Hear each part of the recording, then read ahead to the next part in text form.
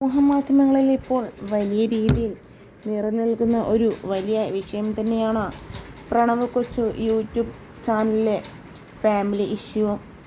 എന്തായാലും ഇത് സോഷ്യൽ മീഡിയയിൽ വലിയ രീതിയിലാണ് കത്തിക്കയറി നിൽക്കുന്നത്.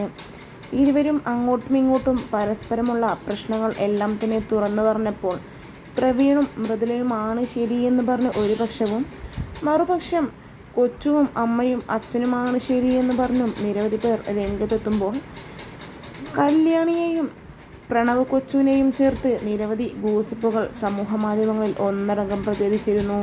ഇരുവരും തമ്മിലുള്ള കോംബോ വീഡിയോസും ഇരുവരും തങ്ങളുടെ അക്കൗണ്ടിൽ പോസ്റ്റ് ചെയ്യുന്ന വീഡിയോകൾക്ക് ഇരുവരും പരസ്പരം അങ്ങോട്ടും ഇങ്ങോട്ടും കമൻറ്റ് ചെയ്യാറും എല്ലാം തന്നെ ഉണ്ടായിരുന്നു. ഇതാണ് ഗോസിപ്പിന് ഇടയാക്കിയത്.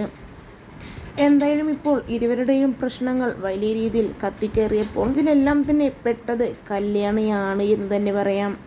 കാരണം കല്യാണിയുടെ അക്കൗണ്ടിൽ നിരവധി മോശമായ കമൻറ്റുകളും അവരെ ചൊല്ലിയുള്ള പഴിചാരലുകൾ എല്ലാം തന്നെ കല്യാണിയുടെ അക്കൗണ്ടിലാണ് ഇപ്പോൾ നിറയുന്നത്.